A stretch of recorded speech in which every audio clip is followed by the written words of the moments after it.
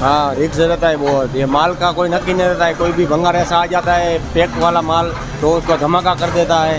3.5 लाख मजदूरों को रोजी रोटी देता है। ये हमारा ब्रासकाइटला इंडस्ट्रीज है। अभी तो मंदी चल रहा है, ज़्यादा नहीं चलेगा क्योंकि सेठ के पास ऑर्डर होगा तो हमको बुलाएगा ना। अभी जो यूक्रेन की लड़ाई हुई उससे हिसाब से हमारा जो रॉ मटेरियल था उसका भाव 1 किलो में 100 रुपये जैसा बढ़ गया है। अगर ब्रास का ड्यूटी थोड़ा रिड्यूस कर दे तो हमारे इंडस्ट्रीज को फ़ायदा मिले।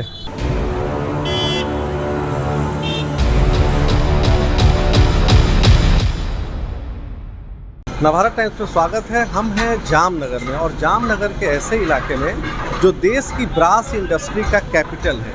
यहीं भारत का सबसे ज़्यादा ब्रास प्रोडक्शन होता है, यानी कांसे के सामान, जिसमें कांसे के नट बोल्ट से लेकर कांसे के बर्तन। और इसमें जो सबसे बड़ी अभी महत्वपूर्ण बात है जानने की वो ये कि इस इंडस्ट्री पर मंदी की मार पड़ी है। मंदी की मार इसलिए, पहले कोरोना और उसके बाद रूस यूक्रेन युद्ध हुआ। ये है कि यहाँ जो भी प्रोडक्शन होता है उसका 80% जो रॉ मटेरियल है वो इंपोर्ट होता है और रूस यूक्रेन वार के कारण उस इंपोर्ट में असर पड़ा है, जिसके कारण यहाँ से प्रोडक्शन और एक्सपोर्ट 50% यानी 50% तक घटा है। इसका सीधा फायदा चीन को मिला है और चीन अब ब्रास में यहाँ की जो इंडस्ट्री है उसको असर डाल रहा है। यहाँ के लोगों से हमने बात की और आपको हम बताएंगे कि उनका क्या कहना है इस मंदी के बारे में। ये हम एक प्रोडक्शन यूनिट से हैं, बाकी डिटेल भी हम आपको बताएंगे। आपका नाम? मेरा नाम रामदेव सिंह। अभी कैसा, ये क्या कर रहे हैं अभी? अभी तो काम कर रहे हैं। इसमें क्या होता है, इसके बाद क्या करेंगे? इसके बाद वो आइटम निकलेगा, वो वायर है ना, वो इसी से निकलेगा? इधर से उतर जाएगा, इधर से बाद में वो चालू होगा। अभी क्या माहौल मंदा है या तेजी है? अभी तो मंदा है। मंदा है तो कैसे मंदा है, कुछ बताइएगा, क्या असर पड़ा आप पे? बच्चा तो बहुत है। बहुत है। वनराज कहाँ के हैं? जामनगर का। यही लोकल? हाँ, यहीं का। कैसा काम चल रहा है अभी? अभी तो थोड़ा मंदी चल रहा है काम में, 5 दिन 4 दिन 6 दिन चल रहा है। अच्छा, ये जो रूस यूक्रेन वार हुआ उसके कारण मंदी है? नहीं, अभी वो क्या है कि कोरोना की वजह से थोड़ा माल एक्सपोर्ट नहीं है, एक्सपोर्ट नहीं होता है, तो इसकी वजह से थोड़ा तकलीफ होता है, थोड़ा मंदी चल रहा है माल में। तो आपको भी मंदी का असर पड़ा? हाँ, हम लोगों को भी मंदी का असर पड़ेगा कि महंगाई के हिसाब से, क्योंकि इतना महंगाई चलता है, हर चीज़ का आधा दाम होता था उसका डबल दाम होता है अभी, तो क्या करें हम लोग भी। 4 दिन ही फैक्ट्री अभी चलती है? हाँ, अभी तो 5 दिन 4 दिन 5 दिन 4 दिन चल रही है फैक्ट्री। पैसा कितना मिलता है? 600 रुपये एक दिन का हाजिरी का, 650 रुपया चलता है अभी। आप कौन सा काम करते हैं? हम लोग ये काजबा दबाते हैं मोल्डर में। मोल्डर में बहुत रिस्क भी रहता है? हाँ, रिस्क रहता है बहुत। ये माल का कोई नक्की नहीं रहता है, कोई भी भंगार ऐसा आ जाता है पैक वाला माल तो उसको धमाका कर देता है। पैसा बढ़ा है कि नहीं पिछले 1 साल? हाँ, पैसा बढ़ा है कि नहीं? पैसा अभी बढ़ाया है ना, अभी पगार बढ़ाया है। हाँ, लेकिन अभी थोड़ा मंदी, अभी तो मंदी चल रहा है। अभी ये भाजपा का या कांग्रेस का क्या चल रहा है कुछ मालूम नहीं है, उसके बाद इलेक्शन के बाद मालूम पड़ेगा कि तेजी है कि नहीं है, तब मालूम पड़ेगा। अभी तो क्या है, मंदी का थोड़ा माहौल ऐसा ही है, सब जगह पे है। तो मंदी का माहौल है तो नौकरी है ना सुरक्षित की? नौकरी पर भी रहता है कई बार की खतरा है। हाँ, खतरा तो रहता है ना। ज़्यादा मंदी होने पे लोगों को घर बैठना पड़ता है। 2 दिन 1 दिन 3 दिन चलेगा फैक्ट्री, ज़्यादा नहीं चलेगा क्योंकि सेठ के पास ऑर्डर होगा तो हमको बुलाएगा ना। सेठ के पास ऑर्डर नहीं है तो हम लोग क्या कर सकते हैं। सही। तो हमने देखा कैसे पीले सोने का कारोबार, प्रोडक्शन यूनिट यहाँ जामनगर में चलता है और उस पर किस तरह के असर पड़ा है, उसके लिए डिटेल में हम बात करते हैं। फैक्ट्री ओनर है हमारे पास। आपका नाम क्या है? मेरा नाम है भरत हंसराज डोटिया। मैं ब्रासपाट इंडस्ट्री चलाता हूँ। हम इसी ब्रास इंडस्ट्री पे ही खास तौर पे बात करने आए आपसे। पहले कोरोना हुआ, फिर रूस यूक्रेन जंग हुआ, हमने देखा खबरों में कि बहुत उससे असर भी पड़ा। क्या असर पड़ा, थोड़ा बताइए। इसमें 2 साल में तो कोरोना में तो पूरा वर्ल्ड में हालत ख़राब थी। अभी थोड़ा थोड़ा ब्रास का इंडस्ट्री चलने लगा है। हमारी सरकार के यही एक गुंजाइश है, अगर ब्रास का ड्यूटी थोड़ा रिड्यूस कर दे तो हमारे इंडस्ट्रीज़ को फ़ायदा मिले। रिपोर्ट कहती है कि इधर पिछले 8 महीने में एक्सपोर्ट जो जामनगर से है वो 50% तक गिर गया है, ये सही है? ये इसमें क्या है, जामनगर का डेटा है ना, जो एक्सपोर्ट करता है ना, वो कभी हमको मालूम नहीं होता है। वो तो गवर्नमेंट के पास एक्सपोर्ट का डेटा होता है। इसी वजह से बिजनेस थोड़ा कम हुआ है, वो मंदी है। हाँ, मंदी है।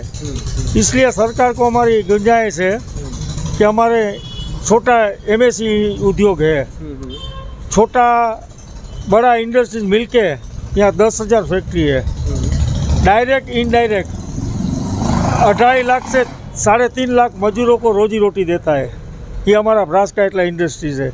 और 3 लाख लोगों इस पर डिपेंडेंट है यहाँ। हाँ, 3.5 लाख। तो मंदी होगी तो उन पर भी असर होता होगा। असर होता है, क्योंकि जो 6, 6:30, 7 बजे फैक्ट्री जब चलता था, अभी क्या को फैक्ट्री वाले 4 बजे तक चलाते, 5 बजे से चलाते, कहीं 3:30 बजे तक चलाते।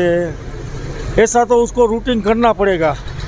तो फिर से तेजी आ जाए, मार्केट अच्छा हो जाए, 3 लाख लोगों का परिवार खुशी खुशी जीवन बसर करे, हाँ। उसके लिए सरकार से आपने कहा ड्यूटी घटाने की मांग, और क्या कर सकती है और एमएस की इंडस्ट्रीज के लिए एक फाइनल चले जो रेट होता है हमारा लोन का, और उसमें थोड़ा सरकार विचार करे, क्योंकि अभी एमएससी इंडस्ट्रीज है ना, वो छोटा छोटा इंडस्ट्रीज है।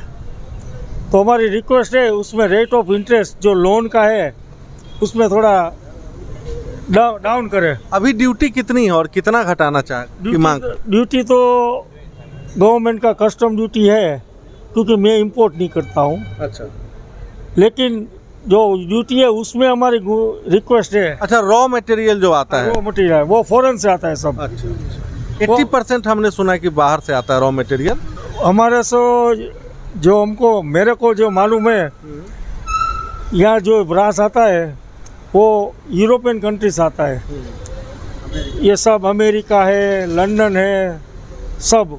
तो हमारा डिपेंडेंट उसके ऊपर ही है कि रॉ मटेरियल भट्टी में जाएगा, भट्टी में बन के वो रोड बनेगा, और रोड में से आइटम बनेगा।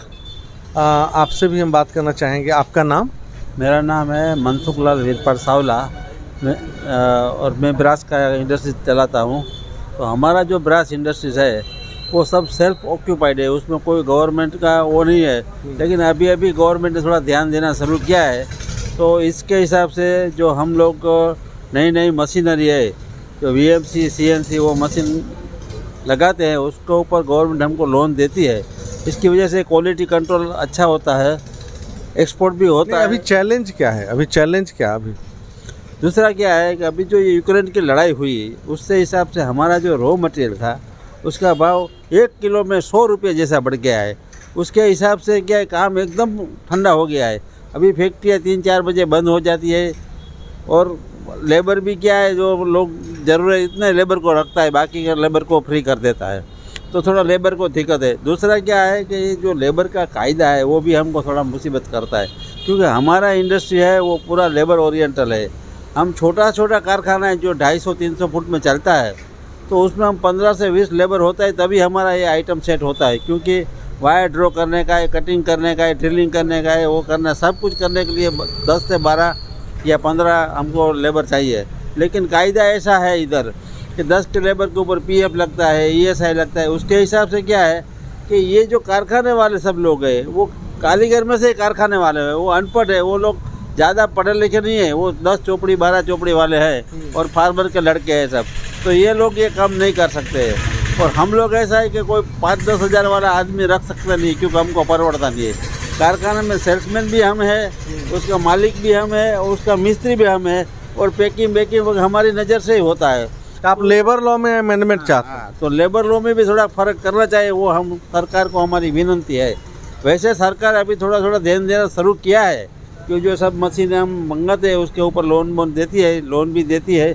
लेकिन क्या है, इतना ज़्यादा ध्यान नहीं दिया है कि ये जो लेबर का प्रॉब्लम है थोड़ा।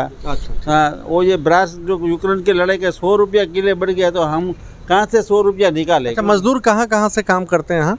मजदूर लोकल है, और आजू बाजू के सब गांव हैं, उसमें से मजदूर आते हैं। आजू बाजू में 5 किलोमीटर अंतर में 10-15 गांव है, उधर से मजदूर आते हैं। और कोई मजदूर बाहर से भी आते हैं, बिहार यूपी वहाँ से, वो ठाई इधर रहते हैं, आते हैं उधर से। ज़्यादातर जो भट्टी का काम है, जो कास्टिंग का, उसमें होम लेबर काम करते हैं। तो ये थे फैक्ट्री ओनर्स जो बता रहे थे अपनी समस्याएं और चैलेंजेस रूस यूक्रेन वार के बाद क्या हुआ है जामनगर के ब्रास इंडस्ट्री पर। आलोक कुमार, जामनगर से मिथिलेश दुबे के साथ।